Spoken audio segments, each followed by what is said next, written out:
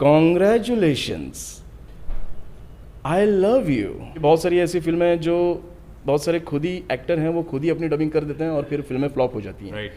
तो वैसा वो लोग रिस्क नहीं लेना चाहते। मेरे साथ साथ और 4-5 लोगों के ऑडिशन हुए थे, लेकिन यश भाई की नज़र में मेरी आवाज़ फिट हो गई थी, तो बोले कि नहीं, करवाना है तो इसी से करवाना है। इन लोगों के बारे में मत सोचो, कोई तुमसे ज़्यादा ताकतवर नहीं। इस दुनिया में सबसे बड़ा योद्धा माँ होती है। हे हाय गाइस, फिल्मी फीवर में आप सभी का बहुत बहुत स्वागत है दोस्तों। मैं हूं रवि गुप्ता और इस वक्त है मेरे साथ कोई और नहीं बल्कि एक ऐसी आवाज़ जिनकी वजह से केजीएफ चैप्टर 2 ब्लॉकबस्टर हो चुकी है, खास तौर पर हमारे हिंदी सर्किट पर। हिंदी जो आपने वॉइस डबिंग की है यश सर की, उसने तहलका मचा दिया है। बहुत बहुत स्वागत है Sachin sir. Thank you so much. क्या कहेंगे जिस हिसाब से इस फिल्म ने अपार सफलता हासिल की है, what do you like to say? मैं तो यही कहूँगा कि मुझे मतलब लगा नहीं था कि इतनी सफलता हासिल होगी, क्योंकि जब पिक्चर रिलीज़ हुई और फिल्म रिलीज़ होने के बाद पहले ही दिन जब मुझे सुनने के आया कि 290 करोड़ का रिकॉर्ड तोड़ इसकी कमाई हो चुकी है, तो मतलब मुझे लगा नहीं था कि इतनी ज़्यादा रिकॉर्ड तोड़ कमाई इसमें फर्स्ट डे में ही हो सकती है। तो तभी मुझे लगा कि बाकी अब ये फिल्म तो जब चलेगी तब चलेगी, तो महीने 2 महीने में इसका कितना रिकॉर्ड हो सकता है। और दूसरी चीज़, यश भाई को मैं पहले ही बधाई दे चुका था कि भाई आपकी फिल्म तो बहुत अच्छी जाने वाली है, क्योंकि जब डबिंग हो रही थी तो डबिंग करते समय जब मैं सीन्स डब कर रहा था तभी मुझे पता चल रहा था कि कितने ग्रेंजर शूट हुआ है और कितनी अच्छे से डबिंग हो रही है। तो मुझे तो ऐसा लगा कि भाई फिल्म तो रिकॉर्ड तोड़ कमाई करने वाली है, और अभी आशा करता हूँ कि जितनी सारी फिल्मों के जो रिकॉर्ड हो चुके हैं ये शायद उससे भी ऊपर चली जा सकती है या उसको छू लेगी वो। यू नो व्हाट, अभी आप बात कर रहे हैं, अपना एक्सपीरियंस शेयर कर रहे हैं, मैं बस थोड़ी देर के लिए अपना आंख बंद कर दूँ ना, मुझे ऐसा लगता है यश सर सामने। अरे बाप, thank you so much. So basically आप इस प्रोजेक्ट से कैसे जुड़े? बहुत सारे डबिंग आर्टिस्ट हैं हमारे हिंदी फिल्म इंडस्ट्री में, और आपको कहूँ वो भी बहुत ही ज़्यादा सक्सेसफुल हैं। आप भी बहुत अच्छी फिल्में आप इनसे पहले इन्होंने की है जी। लेकिन यश सर की वॉइस को मैच करना, कन्विंस करना और लोगों के बीच में आना, वो सारा वो ट्रांजिशन कैसे हुआ और कैसे आप इस प्रोजेक्ट से जुड़े? बेसिकली ऐसे हुआ था कि मैं तो बहुत सारी साउथ इंडियन फिल्में कर चुका था, हिंदी में डब कर चुका था, जिसके अंदर कुछ तो यश भाई की फिल्में भी शामिल थी। सबसे पहले मैंने उनकी फिल्म की थी मास्टरपीस, डबिंग की थी मैंने, जो यूट्यूब पर बाद में आई थी, और उससे पहले वो सैटेलाइट पर दिखाई गई थी, बाद में यूट्यूब पर आई।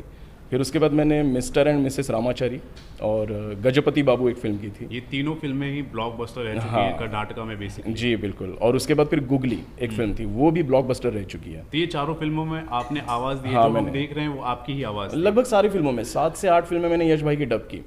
अब हुआ ऐसा कि जब इनकी शूटिंग पूरी हो गई केजीएफ 1 की, तो उसके बाद इन लोगों ने सोचा कि जब बाहुबली इतनी हिट हो चुकी है तो क्यों ना इसे भी हम लोग हिंदी में डब कर दें और अच्छे से पूरे नेशनल लेवल पर इसे रिलीज़ कर दें, क्योंकि ये इनकी सोच ऐसी थी कि सिर्फ कन्नड़ा लेवल तक ही इनका पहले रिलीज़ करने का इरादा था, लेकिन इनको खुद पर विश्वास था। प्रशांत नील जो बहुत ही सक्सेसफुल डायरेक्टर हैं, तो उन्हें लगा कि अभी इस फिल्म को बहुत अच्छे से हम लोग लोगों के सामने ला सकते हैं हिंदी में डब करके, और भी कई सारी लैंग्वेजेस में डब करके। लेकिन उनका मुख्य जो आधार था वो था हिंदी लैंग्वेज, क्योंकि नॉर्थ में अगर लोग देखेंगे तो हिंदी में ही देखेंगे। तो बाद में उन्होंने आवाज़ ढूंढना शुरू कर दिया।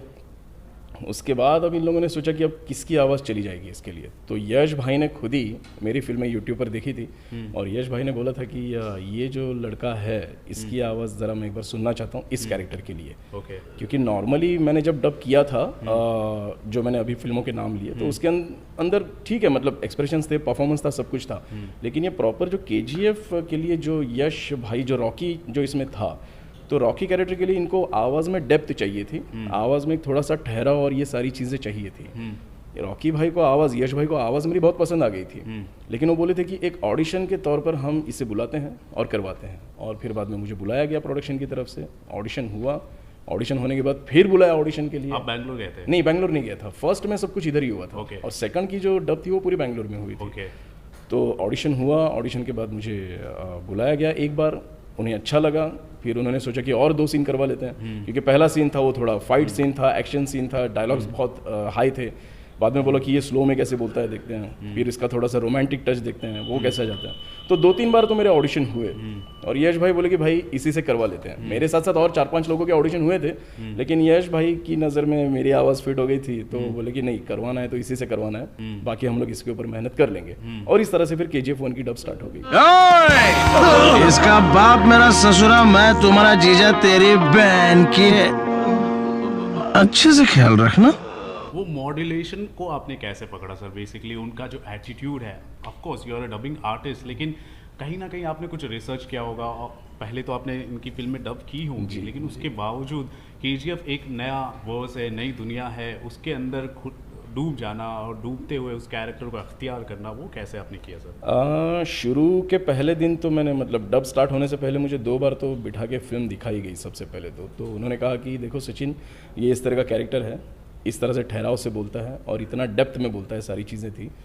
तो जब डब स्टार्ट हुई, डब स्टार्ट होते समय अब परफॉर्म तो किया मैंने, लेकिन वो सेटिस्फाई नहीं हो रहे थे कि सचिन थोड़ा सा और डेप्थ चाहिए, ये चाहिए, वो चाहिए। तो बाद में फिर यश भाई बोले कि कोई बात नहीं, मैं बैंगलोर से खुद आता हूँ और 2 दिन सचिन के साथ मैं बैठूंगा, क्योंकि यश भाई की भी बहुत बड़ी एक जम थी ये, क्योंकि उनको बॉलीवुड में कैसे भी करके छा जाना था। तो उन्होंने कहा कि मैं खुद आता हूँ, मुझसे नहीं कहा, मतलब प्रोडक्शन से कहा कि मैं खुद जाऊँगा और सचिन के साथ बैठ के मैं डब करवाऊँगा उसकी। तो और फिर जब वो आए, वो आने के बाद पहले तो उन्होंने मतलब शूट तो कर ही ली थी, तो वो अपना कैरेक्टर बखूबी जानते थे।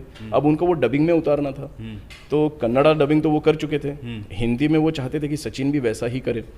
तो फिर मेरे साथ बैठ के चर्चा मसलत करके उन्होंने कहा कि सचिन ये देखो ऐसा डेप्थ है, अगर एक भी वर्ड यहाँ से निकला तो फिर कैरेक्टर खत्म हो जा रहा है, थोड़ा सा यहाँ से और यहाँ से डेप्थ से बोलोगे, भले थोड़ा सा इमोशंस एंड परफॉर्मेंस देने में थोड़ी सी तकलीफ होगी, लेकिन जब डायलॉग्स 2 4 5 सीन जब तुम ये कर लोगे, रीटेक कर लोगे, थोड़ी सी तकलीफ होगी, लेकिन कोई बात नहीं, मेरे लिए सहल है ना।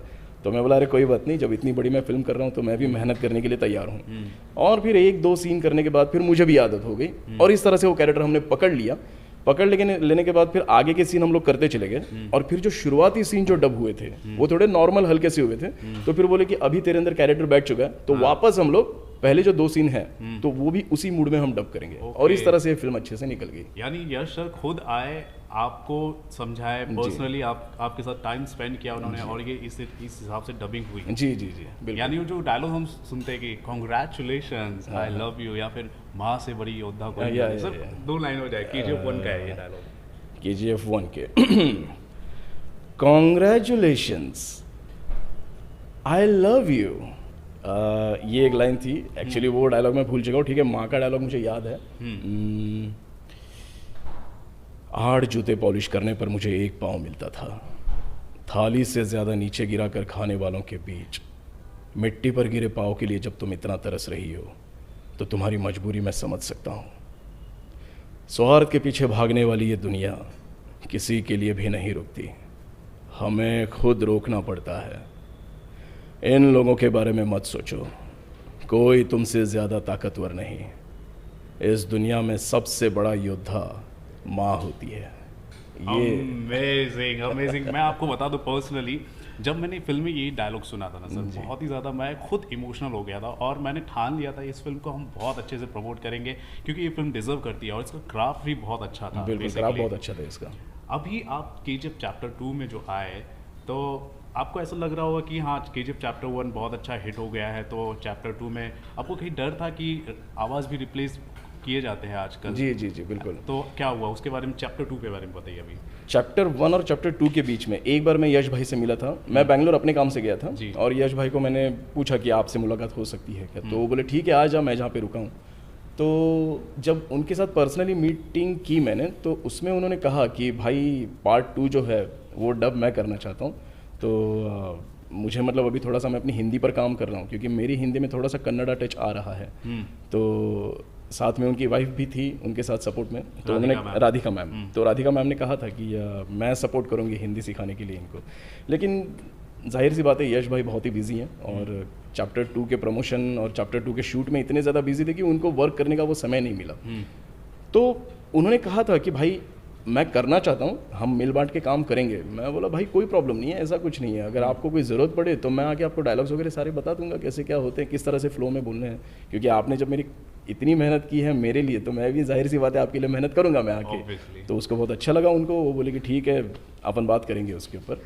लेकिन फिर बाद में मैं निकल गया, तो मुझे मतलब मैं मन में ऐसे सोच के चल रहा था कि देखेंगे क्या होता है, सब कुछ अपना नसीब के ऊपर छोड़ देते हैं। लेकिन फिर पार्ट 2 की जब शूटिंग पूरी हुई और जब डबिंग का सिलसिला चालू हुआ, तो प्रोडक्शन से डायरेक्ट मुझे फ़ोन आ गया कि सचिन भाई आप ही कर रहे हो और लोगों को भी सुनने की आदत हो चुकी है, आपकी आवाज़ चैप्टर 1 में अगर सुनी है तो चैप्टर 2 में गड़बड़ी ना हो जाए, क्योंकि बहुत सारी ऐसी फिल्में हैं जो बहुत सारे खुद ही एक्टर हैं, वो खुद ही अपनी डबिंग कर देते हैं और फिर फिल्में फ्लॉप हो जाती हैं। राइट। तो वैसा वो लोग रिस्क नहीं लेना चाहते थे, तो उन्होंने कहा कि भाई चैप्टर 2 की भी डबिंग आप ही करोगे और इसके आगे जितनी भी इसके पार्ट्स बनेंगे उन सारी डबिंग आप ही करोगे। ऐसा है, तो पार्ट 2 भी वैसे ही मुझे मिल गया। You have impressed everyone totally, I am telling you. और ये क्योंकि ये मुंबई का लड़का है और रॉकी भाई है, महाराष्ट्रन टच भी आपका देने में आपका इनपुट होगा मेरे ख्याल से। जी जी जी, क्योंकि मैं खुद ही महाराष्ट्रियन हूँ तो वो तो इनपुट तो बनता ही है मेरा देना। Amazing amazing amazing.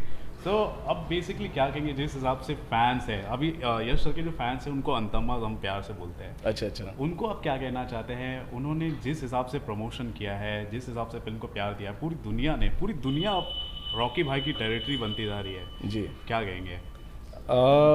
देखिए रॉकी भाई के बारे में अगर पर्सनली बोला जाए तो मैं तो यही कहूँगा कि रॉकी भाई बहुत ही हम्बल इंसान है, यश भाई, और बहुत ही प्यारे इंसान है, बहुत ही काइंड इंसान है, और मेन मतलब बहुत ही सपोर्टिव है।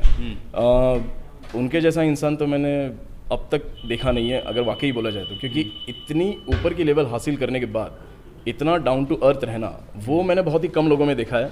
और उनके साथ साथ मैं प्रशांत नील जी की भी तारीफ़ करना चाहूँगा, क्योंकि इतने बड़े डायरेक्टर होने के बाद भी उन्होंने इतने अच्छे से मुझे सपोर्टिवली मेरे लिए इतना किया, मेरे लिए वक्त निकाला, और मेरी जो कमियाँ थी उन्हें बहुत ही प्यार से उन्होंने इतना दूर किया। और साथ साथ में यश भाई तो थे ही, एक्चुअली देखा जाए तो यश भाई थे, इसीलिए मुझे सब कुछ ये चीज़ें हो रही थी कि मेरे साथ सब लोग अच्छे से पेश भी आ रहे थे और थोड़ा सा मतलब मुझे प्यार से ये मिल रहा था, नहीं आप ट्रीटमेंट मिल डिजर्व रही थी। करते हैं बेसिकली। ट्रीटमेंट की बात नहीं, वो लोग ऐसे ही है सर बेसिकली। मैं भी जब बेंगलुरु गया था ना, I would express my feelings कि किस हिसाब से वेलकम हुआ था जी वहाँ पर। जी जी। सो बेसिकली वो लोग ऐसे हैं और आप डिजर्व करते, you are one of the best thank you so dubbing much. Artist, I would like to tell you. आप क्या कहेंगे? वायलेंस डायलॉग हम सभी सुनना चाहते हैं। Violence. I don't like it. I avoid. But violence likes me. I can't avoid. Amazing. और दूसरी बात तो ये है, ये डायलॉग इतना पॉपुलर हो गया है जी। किसी भी टॉपिक पर, किसी भी जॉनरा पर कुछ भी हो जाता है उस पर ये ना डायलॉग हमेशा वर्क करने का काम करता जी, है। जी, फॉर जी। Example politics.